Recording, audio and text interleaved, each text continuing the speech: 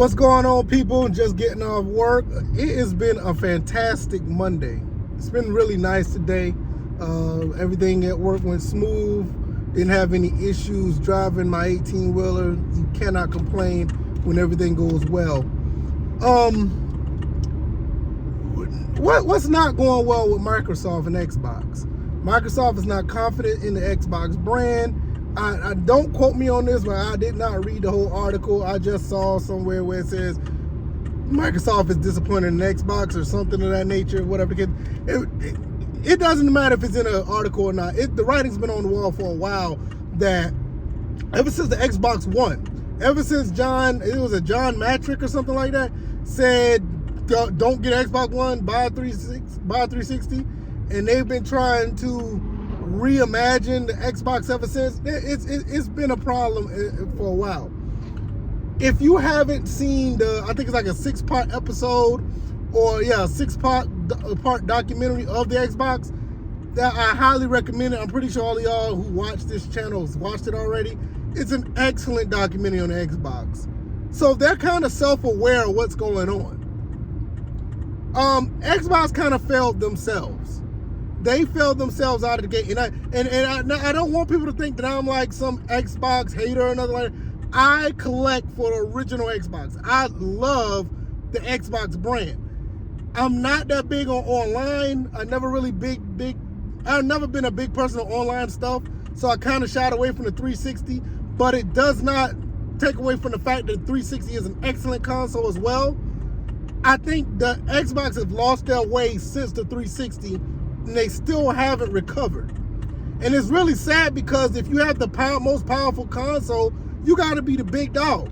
Now, the most powerful console don't necessarily direct in, success and sales, but that's a part of being the most powerful console. You got to have the games to back it up. And as far as the PlayStation 2 was, as far ahead it was, and all the games that they had, the games were phenomenal. The Xbox, me personally, I wish deep down that Xbox had a chance to have those games on the PS2, because those games would have looked better, ran better, and we would have been looking at Xbox at a different light, because I would have loved to see a God of War 2 ran on the original Xbox. That would have been phenomenal, because it was just a more powerful console. But nevertheless, let's get back to the topic. Xbox really need to do something with themselves, because Game Pass is great, but you just don't have the games to make people want to go buy your console.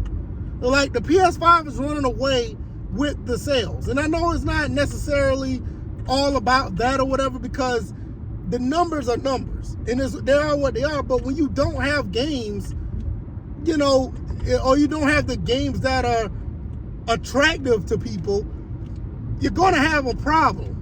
Because, like I said, I'm an original Xbox enthusiast. I have like a ton of games. Maybe one day I'll revisit my collection and we'll talk about it. But if you don't have the games that people can enjoy, you're not going to see a ROI, a return on investment. Regardless, you don't have to be the biggest selling, console to be a success. You just have to be able to make money or make a profit of what you put out. And the best way to make the profit is make the customers happy.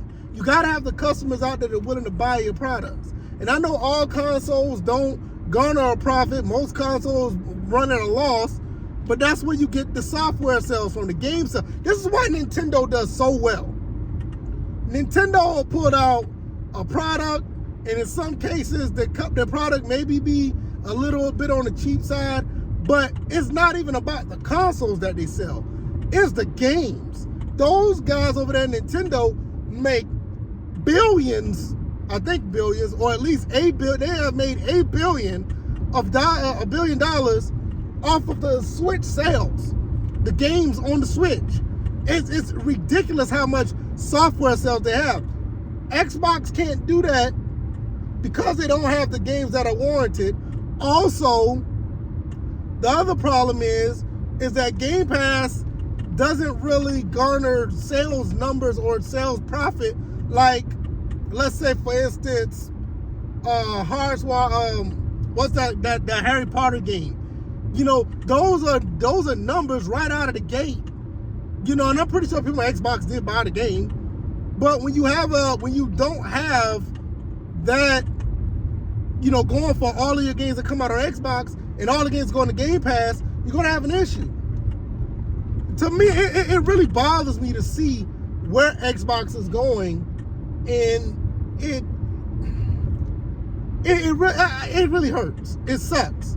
Because when I remember getting my original Xbox in November of 2001, I thought this was going to be the beginning of something revolutionary. And it started off that way. You know, I love what they did with the original Xbox, the Xbox Live, the SX in Sports, you know, the Sega games that came over. And, you know, and that's just one of the problems. Xbox has a problem because they buy up a lot of stuff and don't have in-house development. They just did this with Bethesda. They're trying to do it with Activision or Blizzard or whatever. They don't have too much of the in-house stuff. And when they had the in-house stuff, I thought it did pretty good. I mean, you look at the NFL Fevers, the Inside Drives, you look at the AMP Sports, AMP Snowboarding. You know, you had the Lynx 2004, the NHL game. And I know I'm just talking about sports for the most part, because if you watch the channel, I talk mostly sports gaming. But those things are the type of things you need to keep it moving. You know, when Halo was the dominant IP on Xbox back then, you know, you know, now you rarely can find a good Halo game, or you don't know if the next one's going to be good. Gears, what happened to Gears? Forza. Now, I'm a big fan of Forza.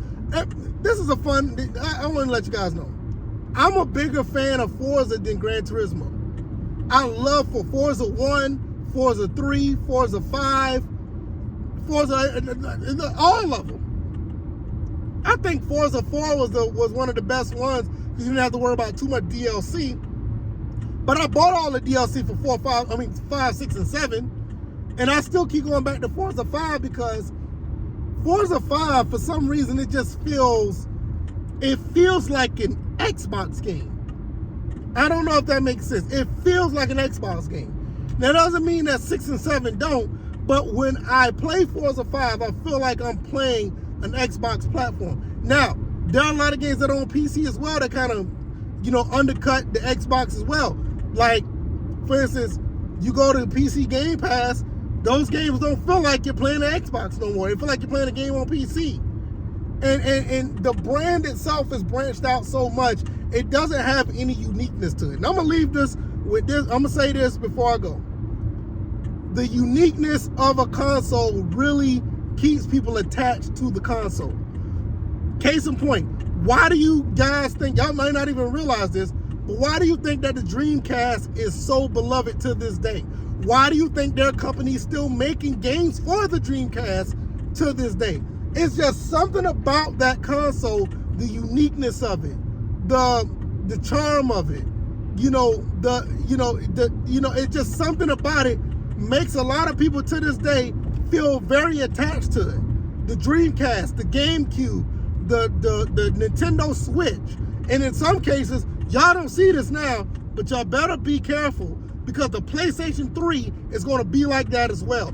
There's going to be a huge attachment to the PlayStation 3 in the coming years. You know why? Because there's no other place you can really play those PlayStation 3 games. The games are very good. The graphics aren't that bad. They hold up very well. What else I'm about to say? Like I said, the library is good, and there's no other place to play the PlayStation 3 games. There's no other place where you can just hop and play the Dreamcast. There's already rumblings saying that the Switch may not even be, the new Nintendo system may not even be backwards compatible with the Switch. I don't know for certain, but I'm starting to think, and I may be wrong, some people may start to feel this way about the Wii U.